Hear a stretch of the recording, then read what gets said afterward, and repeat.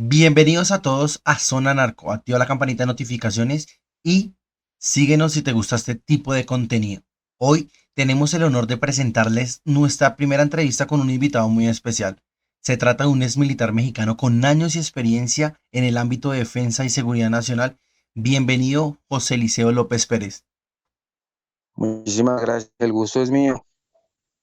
Bueno, esta conversación es para conocer un poco de antemano cómo es vivir dentro de las Fuerzas Armadas, cuáles son los principales desafíos que enfrentan quienes protegen al país y cómo ha sido su transición después del ejército a la vida civil.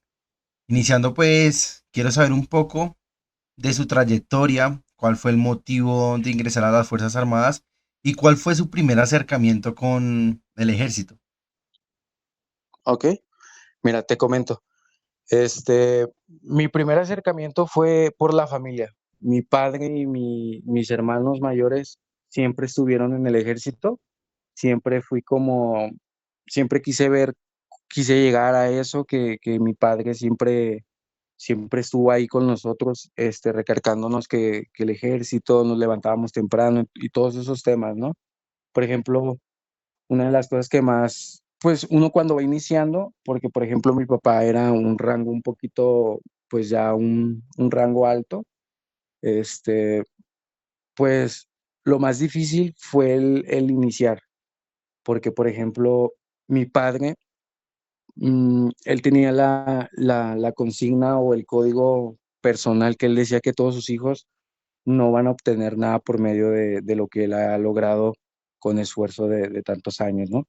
Y por ejemplo, una de las cosas que nos recalcaba muy seguido era de que, por ejemplo, que él no iba a meter papeles, que él no iba a abogar por nosotros, que nosotros no lo teníamos que ganar como él se lo ganó algún día, cosa que todos los hermanos y pues tu servidor aquí presente lo hicimos.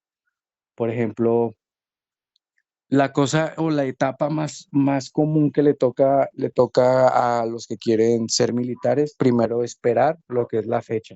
Las fechas acá en México rondan entre diciembre y esas fechas de postulación. Y por ejemplo, lo más básico, te hacen el examen psicológico, psicométrico, te hacen el examen físico y también te hacen, por ejemplo, el estudio visual de lo que es tu persona, te revisan cada parte de tu cuerpo, hacen que tomes posturas y que hagas ciertos movimientos para que un especialista te revise y te vea a qué tipo de cosas tienes, si sufres alguna discapacidad o si tienes algún tipo de malformación o cosas así, ¿no? Por ejemplo, la primera etapa fue pues cruzamiento de bola, que son tres bolas. Por ejemplo, la bola negra, bola blanca y bola roja, si no mal recuerdo.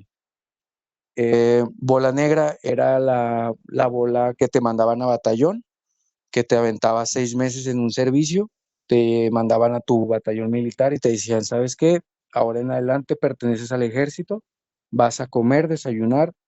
Ya después de 3 meses te daban como la visita familiar, pero pues fue difícil, ¿sabes? Fue difícil porque no conté con la ayuda de nadie, se lo agradezco gracias a eso a mi padre, pero todo aquel que incursiona en estos temas del ejército es complicado. Muchos piensan que es fácil porque nomás los ven con un traje verde, pero no saben lo que les ha costado o lo que conlleva ese traje verde, ¿no? O el uniforme. Y yo pienso Y por que, ejemplo, yo pienso que ujú, el tema de que estaba preveniendo tu papá al inculcar esto es que realmente se prepararán bien para formar parte del ejército mexicano porque el riesgo siempre iba a estar vigente, iba a ser real y pues que iban a luchar con personas que se preparan de la misma forma e incluso mejor que el mismo ejército. Entonces, así es. si se mimaba un poco el ingreso al ejército, creo que ustedes no se hubieran preparado de la mejor forma. ¿O tú qué piensas? ¿Por qué se tomó esta determinación por parte de tu padre? Pues vieras que como, por ejemplo, una de las cosas que nosotros no teníamos hacia dicha de que pudiéramos ver muy seguido era nuestro abuelo. Por ejemplo, nuestro abuelo también fue militar y pues mi abuelo también lo culcó con ese tipo de regimiento militar y con pues muchos estatutos que le tocaron a mi abuelo y a mi papá convivir. Y por ejemplo, yo creo que mi papá lo que hizo fue más que nada prepararnos para la vida, ¿sabes? Porque por ejemplo, cuando uno es padre, yo creo que lo que mejor quiere es seguridad y un buen puesto o un título para sus hijos, para que no estén batallando, para que tengan casa, para que mínimo ya tengan algo, ¿no? Y por ejemplo, creo que esa fue la motivación principal que mi padre tuvo para inculcarnos todos estos temas, para levantarnos cada mañana, para darnos órdenes, para aprender a acatar órdenes, porque yo, si te soy sincero, yo desde los 13 años me acuerdo que mi señor padre me ponía a hacer lagartijas, corridas en la mañana. Yo no era muy social. Mi padre eso decía que ser social era perder el tiempo, porque no estamos enfocados en lo que debemos, que es en el estudio, en la preparación de uno, porque pues cuando él decía que cuando él se vaya, pues todo se lo va a quedar, este, todo se lo va a dar a mi señora madre y que mi madre pues no nos iba a ayudar con esos temas, ¿no? Y pues yo creo que eso fue lo principal. Ok. Aparte, obviamente, aparte de ese tema de formación que viene inculcado desde casa, ¿cuál fue el proceso de adaptación al entorno, al entorno militar en ese momento? ¿Qué fue lo que más sufriste? ¿Qué es lo que más recuerda que te llamó la atención? ¿Qué te empezó a sorprender? Pues yo sé que de pronto pocas cosas del ámbito del ejército te sorprendía porque pues tú fuiste realmente inculcado y criado como a mano de soldado, a mano de ejército. Pero, Así es. pero pues, ¿qué fue algo nuevo que te sorprendió que de pronto no hayas esperado dentro de este proceso? Vieras que lo nuevo, por ejemplo, los regimientos de levantarte temprano, tender tu cama y los principios básicos, yo ya los manejaba. ¿Por qué? Porque mi padre siempre nos inculcó esos temas desde muy chiquito. Siempre nos levantaba temprano, siempre estuvimos ahí al pendiente, siempre éramos como la mano derecha que siempre iba a estar ahí para el Señor. Pero uno de los temas que más se me conflictuó fue el recibir órdenes por parte de alguien que no fuera mi padre. Creo que eso fue lo más difícil al principio para superar, porque pues uno se acostumbró al comportamiento y regimiento que mi padre tenía, pero el recibir órdenes de una persona que no conoces, que no ubicas y que apenas estás como iniciando en el proceso, que con la motivación de salir adelante, pues lógicamente le echas muchas ganas, pero eso no quita nada de que muchas cosas que yo viví con él fueran diferentes, que la primera fue pues recibir órdenes por parte de alguien que no fuera mi papá. En este tema de socializar y en el tema de adaptación en el entorno militar, cuando tú recibías estas órdenes y obviamente se te dificultaba, pues presumo que hubieron órdenes que no acataste de la mejor forma. ¿Qué problemas te ocasionó esto? Y en ese momento ya empezabas a crear de pronto algún vínculo de amistad con algún recluta o algún soldado nuevo que se esté vinculando al lado tuyo. Por ejemplo, una de las cosas que mencionas, qué bueno que lo mencionaste, pero créeme que cuando yo no acataba órdenes, habían dos castigos, ¿no? Por ejemplo, uno de los castigos era que te mandaban a zona perimetral, o sea, te mandaban al batallón, te decían monta el horario y te vas a quedar de casetero, que casetero pues era estar en un lugar sin dormir, parado y pues portando uniforme, portando tu rifle, portando tu uniforme, ¿no? Y el otro castigo que nos daban era un castigo que se llamaba la correctiva, que la correctiva es más conocida como la tabla. Es una tabla grande, ancha, con la que pues cuando no entendías, te lo hacían como forma de humillación para que te vieran los demás de que estás cometiendo un error. Y como a ellos así como tú estás ahí, ellos pueden estar, ¿sabes? ¿Por qué? Porque no somos invencibles, no somos mejores que nadie, eso lo inculcan en el ejército.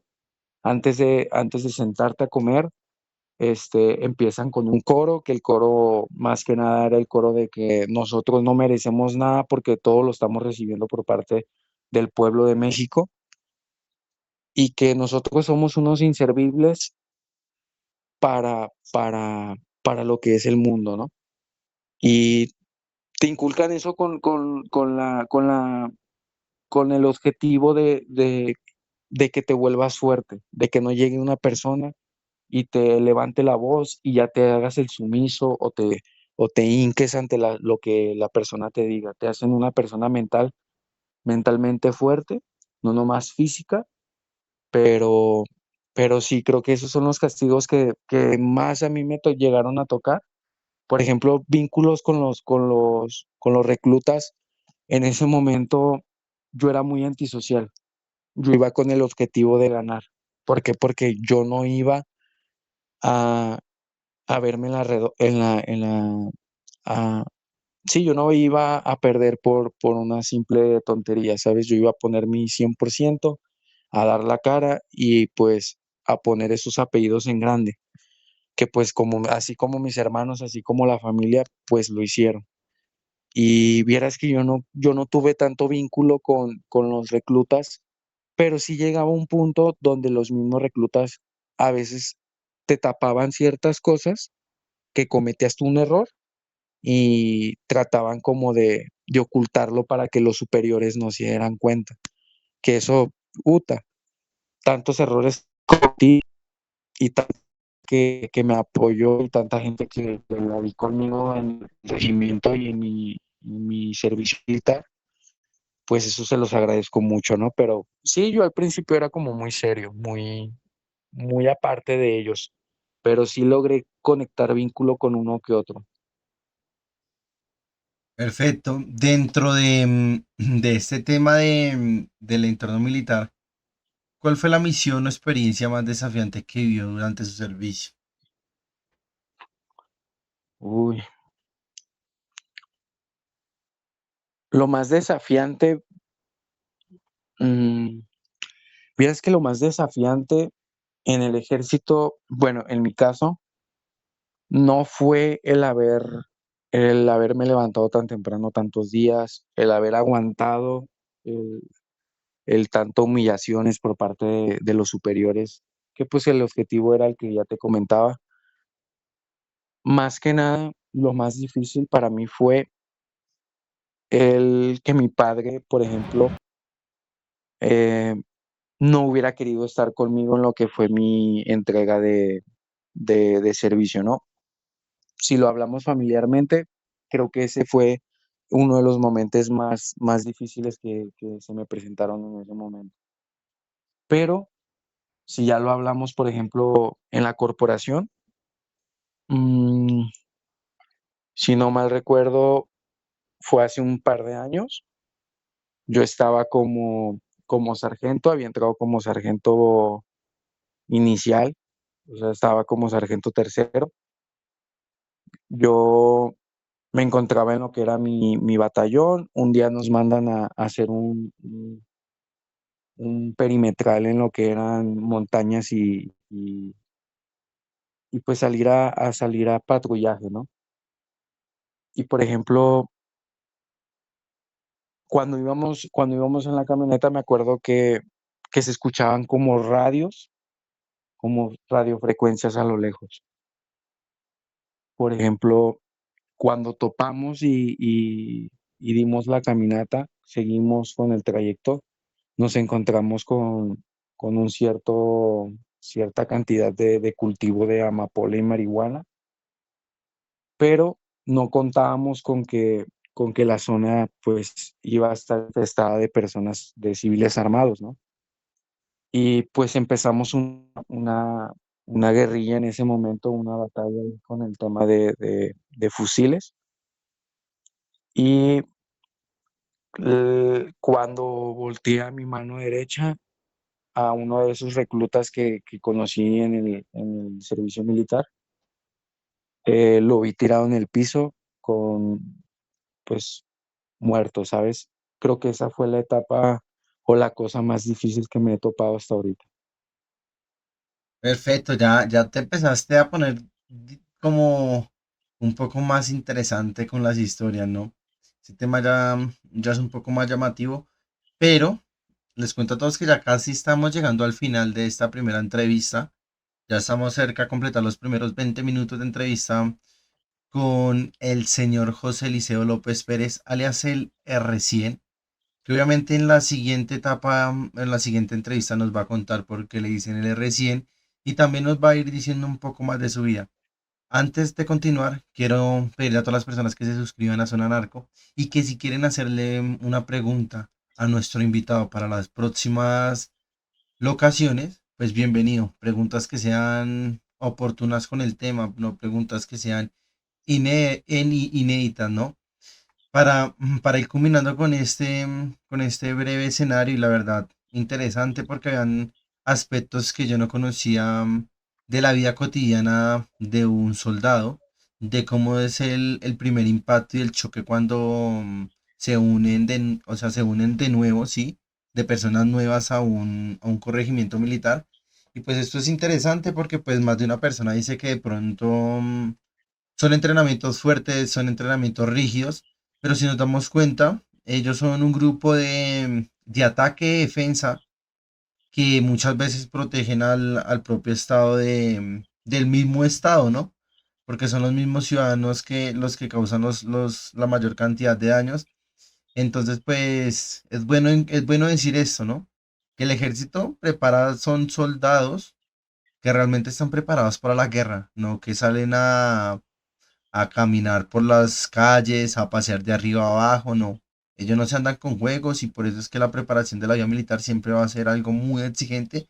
Y lo vimos en el caso de hoy, simplemente con los valores que a José le enseñaron desde su casa, ¿no? El señor López, como él lo decía, el padre, y el señor López, abuelo, pues los dos fueron como personas muy rígidas en ese tema. Aparte de los valores que aprendiste en la vida militar, ¿qué valores consideras que te inculcó la vida militar? Pues porque obviamente los valores están desde la casa, lo que te dieron tu padre y tu abuelo, el señor López, y cómo fue el tema del ejército. ¿Qué valores aprendiste ahí? Por ejemplo, uno de los valores que nos inculcaban muy seguido era el no por llevar un arma somos mejor a los demás, ¿sabes? Ese valor, porque mucha gente con un arma se cree invencible, se cree poderoso, se creen personas autoritarias y se creen que pueden hacer y deshacer como ellos quieran, cosa que en el ejército desde el primer día lo puntualizan. Nosotros cuando entramos a lo que es un servicio militar es a hacer, a olvidarnos de todo eso que nosotros llegamos a hacer. Y por ejemplo, tú fuiste estudiante, en ese momento que tú cruzas esa puerta, tú dejas de ser estudiante y tú eres una persona que está a merced del Estado. ¿Por qué? Porque todo lo hacemos cumplimiento y regimiento al ejército, que la idea, o bueno, puntualizando, el objetivo es servir a la bandera, que ese es uno de de los valores más importantes que nos entrega el ejército, que el ejército dice, no porque tú portes un arma significa que tú eres mejor que ellos, no porque tú portes un arma y ellos tengan un machete con el que a diario están cortando este maíz, cortando sembra o creyéndote mejor, no lo eres. Solamente eres una persona más que está en este medio y, y que pues vienes a aprender, porque no sabes nada. Cuando uno entra, uno piensa sabiendo todo. Cometí ese error, creo que fue mi primer error que cometí, que era querer enseñar a los demás. No, es que mi papá y es que es... No, no, no. Ahí vienes a enseñarte, vienes a aprender, a inculcarte de valores, a ser una mejor persona. Si fuiste, si hiciste, eso no importa. Lo que importa es el presente y lo que importa es que estás ahí. y que fuiste uno de las personas elegidas para portar ese uniforme. Y el simple hecho de portarlo te debe de hacerte sentir orgulloso porque no cualquiera logra ese objetivo. Sí, eso es verdad. El tema de orgullo de llevar un uniforme, una insignia del ejército militar y de cualquier ente de defensa de seguridad es de orgullo, ¿no? Pocas personas llegan allá porque hay que llevar una vida rígida, hay que llevar una vida de valores, hay que llevar una vida de adiestramiento, porque hay que cumplir un Ay, horario de levantarse. Pero eso es lo que yo venía, al tema de que si tú estás en el monte en una guerra, pues vas a tener 2 minutos para levantar tu campamento y salirte, por mucho, ¿no? Porque esos son temas de segundos, milésimas de segundo lo que tú tienes para salvar tu vida. Bueno, para la siguiente entrevista, para que las personas pues se vayan suscribiendo a Sonanar, que estén muy pendientes, solo respóndeme sí o no, para que pues ellos vayan sabiendo para la próxima vez si vernos o no. ¿Alguna vez sintió miedo o inseguridad en alguna operación? claro, ¿Cuántas claro. personas te acompañaban más o menos cuando sentiste este tema de inseguridad o miedo? Mis, mis compañeros de batallón éramos en total, si no mal recuerdo, eran 7, que era la camioneta básica, ¿no? Como la Cherokee y pues oficiales y pues cada uno con su puesto. Perfecto, para no perderse nada de esta interesante historia, porque la verdad estuvo muy entretenido estos ya 22 minutos y vamos a tener 20 minutos aparte pues de la bienvenida mientras que nos conocíamos un poco mejor. Creo que estuvo bien, muchas gracias por esta linda intervención y a todas las personas que De nada, estén muy pendientes porque pues en una próxima ocasión estaremos con la segunda intervención aquí en nuestro colaborador, algo que le quieras decir a las personas ya para terminar este primer espacio y escenario.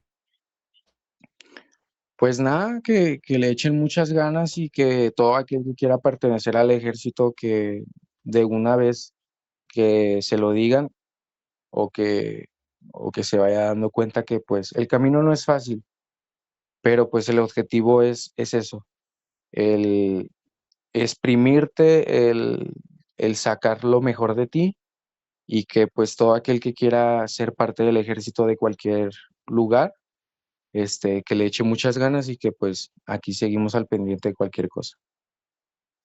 Como diría un compañero, arre con la que barre. Y Arre con la pues, que barre. arre con la que barre, compañero. Entonces, José Eliseo, muchas gracias a la De nada, CLR100, estamos al pendiente. que próximamente vamos a descubrir por qué le decían LR100. Y pues, activen la campanita de suscripción, siga Zona Narco y dejen su comentario o su pregunta. Un cordial saludo y que tengan un buen día.